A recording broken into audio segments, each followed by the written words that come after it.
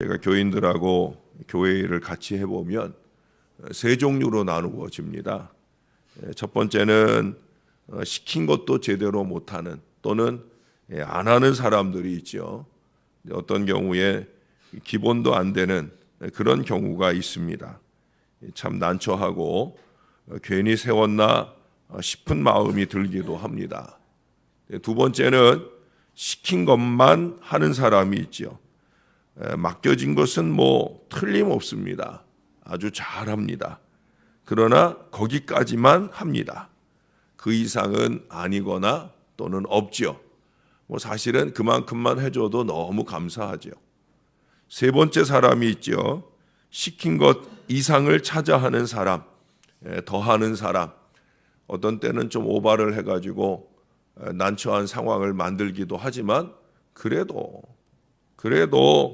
열심히 하려는 그런 모습들 때문에 목사를 웃게 만드는 사람, 아니 그 이상 우리 하나님을 웃으시게 만드는 사람.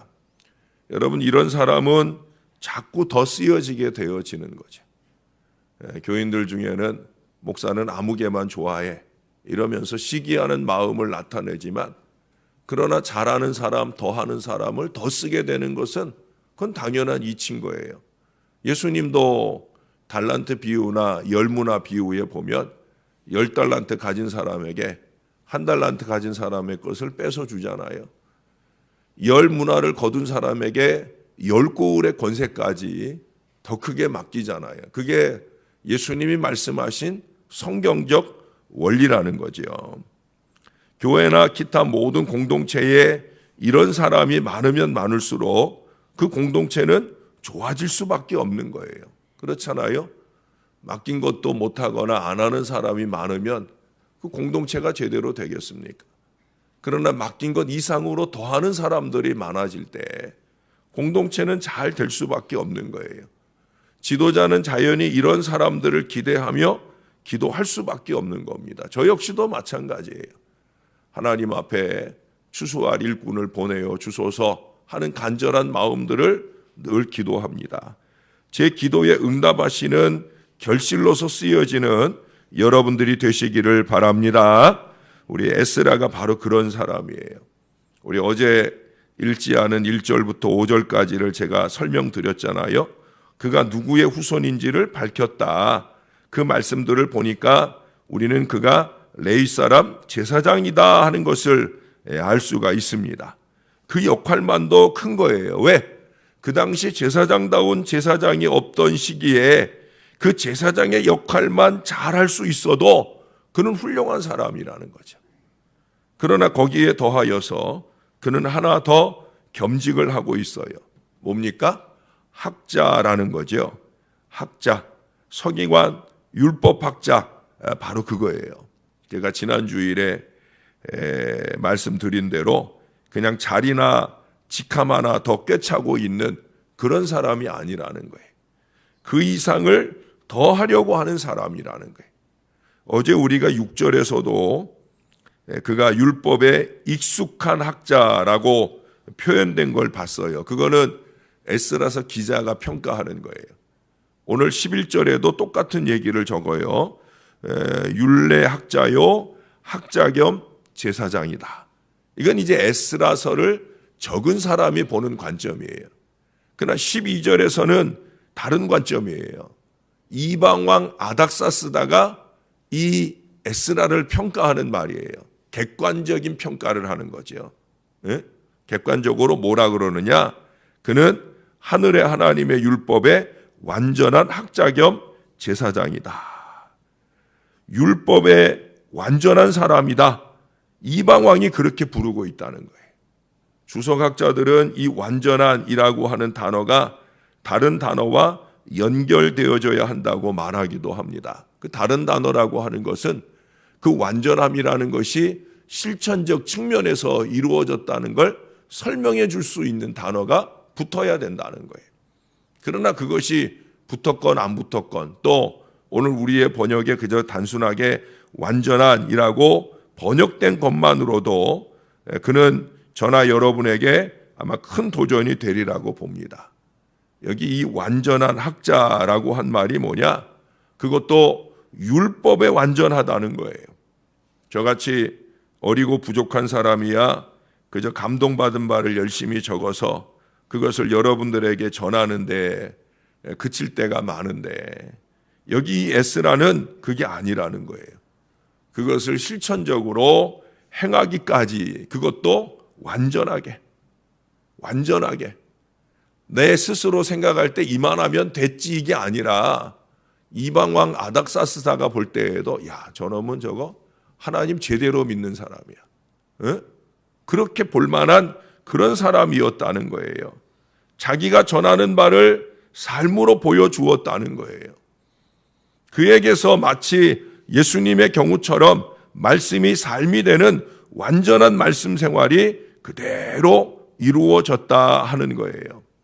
제가 오늘 저녁에 예배 때에도 그런 얘기를, 그리스도로 옷 입는다라는 걸 이제 오늘 저녁에 설명을 드릴 때도 그런 말씀을 드릴 텐데, 그리스도의 옷이라는 걸 두 가지로 입는다 하는 얘기를 합니다. 오늘 저녁에 오시면 들을 수 있을 텐데, 못 오실 분들을 위해서 잠깐 얘기를 하면, 그리스도로 옷 입는다는 것은 첫째는 속으로 입는 옷이에요. 속으로 입는 옷이라는 건 뭐냐? 예수 그리스도를 나의 구주로 믿는 이 믿음의 확신이 분명해지는 거죠. 흔들림 없는 믿음으로 견고하게 서 있는 거예요. 목에 칼이 들어와도 절대 내놓을 수 없는 신앙의 고백으로서 옷 입는, 바로 그거예요. 두 번째는 삶으로 입는 옷이에요. 바로 여기 저녁 때 더 자세히 말씀드리겠지만, 이 에스라처럼 삶으로, 실천으로 저 사람 그리스도로 옷 입은 사람, 그리스도인다운 사람라고 일컬어지는 사람이라는 거죠. 그는 제사장으로서도 훌륭하여 그보다 더 쓰임을 받아 학자가 되었는데, 그저 아는 것만 많아 머리만 커진 학문가가 아니라 그 학문을 완벽하게 실생활에 적용하기까지 하는 위대함으로 더 나아갔다라는 거예요. 더 쓰임 받는 일은 아무에게나 주어지는 게 아닙니다. 그만큼 더 노력해야 되는 거죠.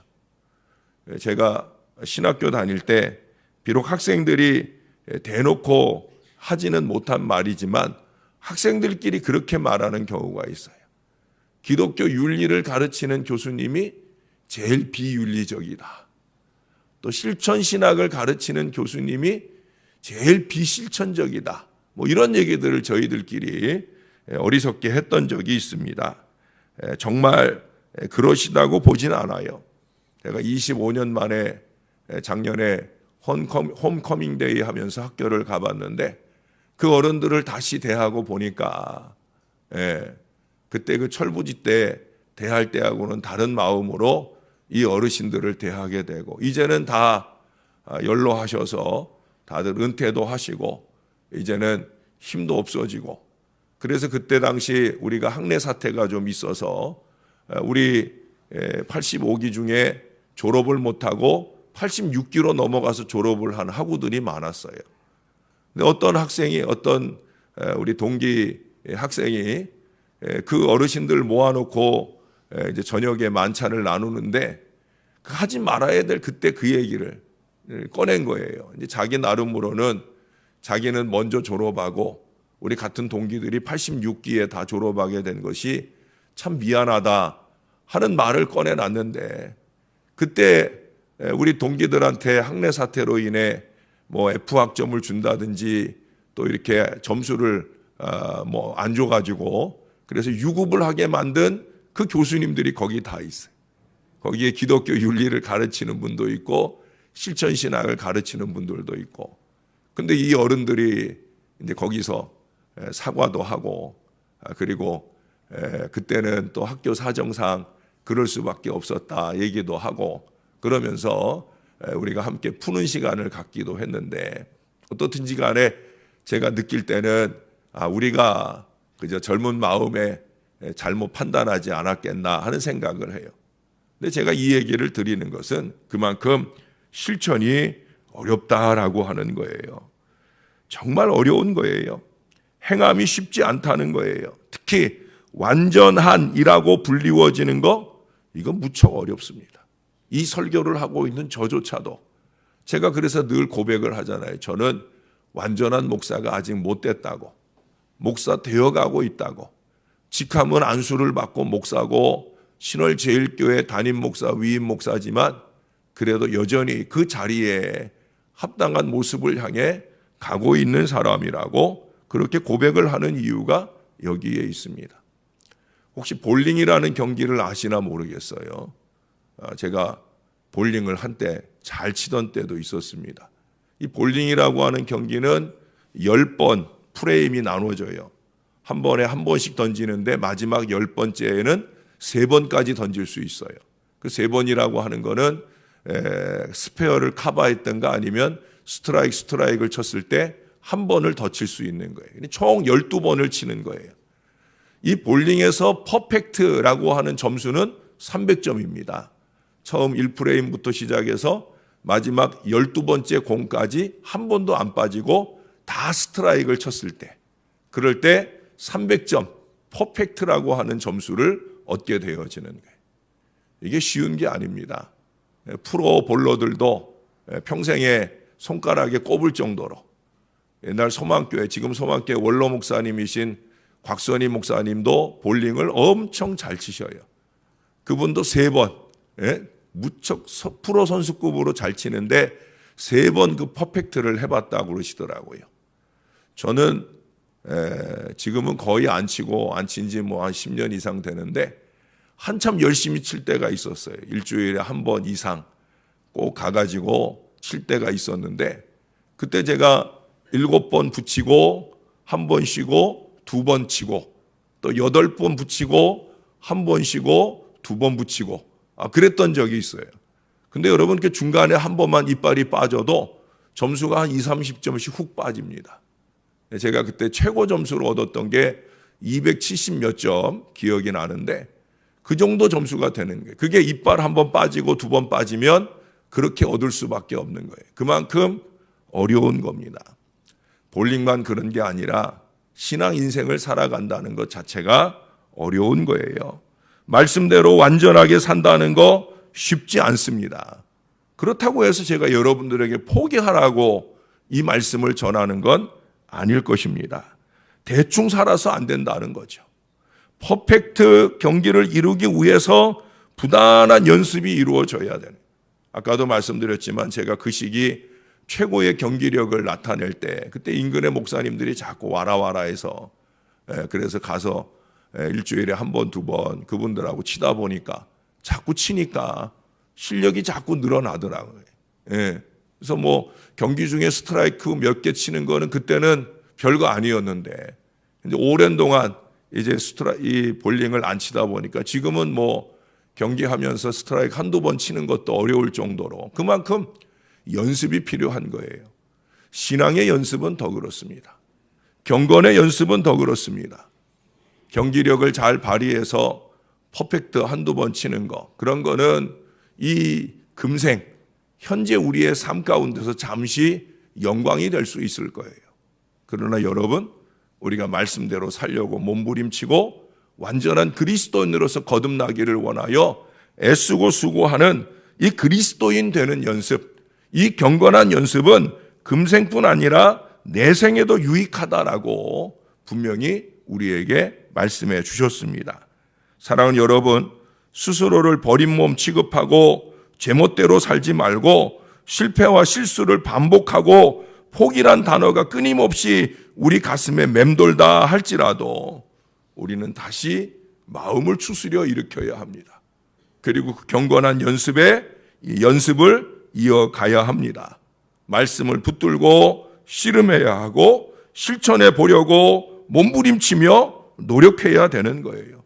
스스로 생각해도 쑥스러운 순간을 접하게 될지라도 이 실천의 연습으로 몸에 배도록 그렇게 할 수 있어야 되어진다는 거예요. 완전한 그리스도인의 반열에 설 때까지 저와 여러분의 부단한 노력들이 이어져야 된다는 거예요. 우리의 시험과 고난이나 어려운 것도 정점이 있어요. 정점이 있으면 내려가는 거예요. 저도 어제 이 감기로 어제가 제일 아팠던 때예요. 제가 견디다 못해 병원에 가서 우리 아내가 자꾸 주사 맞아라. 어제도 오전에 또 누가 또 교통사고로 또 입원했다고 그래서 오후에 부랴부랴 가가지고 기도도 제대로 못할 정도로 컬럭컬럭 하면서 신방 갔다가 오면서 아내가 강권해서 어제 병원 가서 주사도 맞고 하니까 이제 조금 어제가 정점이었던 것 같아요. 이제 내리막길로 이렇게 내려오면서 몸이 조금 나아지는 그런 느낌을 받게 되고 또 이 모양 저 모양 사랑을 주시는 분들을 통해 힘이 나기도 하고 그렇습니다. 대단히 감사하고 이렇게 우리의 인생은 때로 오르막 내리막 오르막 내리막 우리의 육신의 어려움은 오르막 내리막 오르막 내리막이 있을 수밖에 없는 거예요. 그러나 여러분 우리의 신앙의 실천조차도 내리막을 당연하게 생각하면 안 되는 거예요. 속히 정신을 차리고 내리막이 내 길이 아니라 오르막이 내 길이다.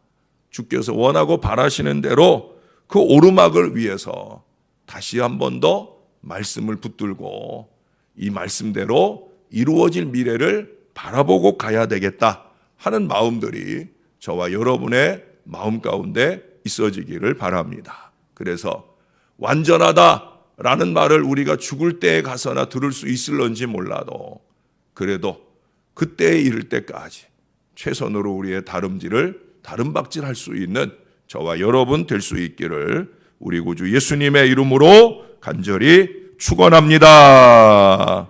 기도하겠습니다. 아버지 감사합니다. 하늘 아버지 은혜로 날씨가 많이 추워지는데도 그 추위를 무릅쓰고 경건의 연습과 노력을 위해 이 새벽을 깨운 주의 종들을 기억하옵소서. 장로님들을 기억하시고 안수 집사님들이나 권사님들을 기억해 주옵소서. 사명을 위해서 이 자리에 있사옵고 주의 영광을 위하여 이 자리에 있습니다. 나의 가운데 우리 가운데 주의 영광이 강하게 임하여 에베네셀 도움이 되시는 우리 하나님의 은혜와 역사가 우리 가운데 충만히 나타나기를 바라고 이 새벽도 주 앞에 있나이다. 경건의 연습으로 평생을 살아오신 어르신도 있고 경건의 연습에 몸바쳐 노력하려고 다시 또 은혜를 사모하며 나아오는 주의 자녀들도 있습니다. 어떤 모양이든 하나님 기뻐하시고 칭찬하시고 축복해 주옵소서. 우리는 아직까지 많이 불완전합니다. 스스로 보기에도 남들이 볼 때에도 안 믿는 사람들이 볼 때에는 더더욱더 손가락질 받을 수밖에 없는 삶을 삽니다. 시시로 때때로 거짓이 묻어나고 어리석음으로 실수를 할 때가 많이 있습니다. 그런데도 불구하고 우리를 용납하시고 받아주시는 하늘의 긍휼과 하늘의 은혜를 감사하오며 그 은혜를 잊지 않고 사는 건강한 믿음의 자녀들 다 되도록 우리를 붙들어 주옵소서. 이제 예담 영성훈련 3일째 일정을 진행하는 우리 사랑하는 교우들을 기억해 주옵소서. 그곳은 여기보다 3, 4도 더 추운 지역인데 모쪼록 건강 상하지 않고 오늘 또 다른 은혜를 풍성히 받을 수 있도록 주님께서 역사를 더하여 주옵소서. 종도 아침 일찍 오후까지 또 그들과 함께하며 그 훈련을 도와줄 텐데 가고 오는 모든 걸음을 안전하게 하시고 오늘 저녁에 드릴 예배에 차질이 없도록 하나님 은혜로 함께하여 주옵소서. 주님이 늘 모든 영광 받아주시고 특별히 우리 어르신들 오고 가는 걸음에 어려움 만나지 않도록 주님이 눈동자처럼 지켜보시고 인도해 주옵소서. 우리의 경건의 모범이 되시는 구주 예수님의 이름으로 간절히 기도하옵나이다. 아멘.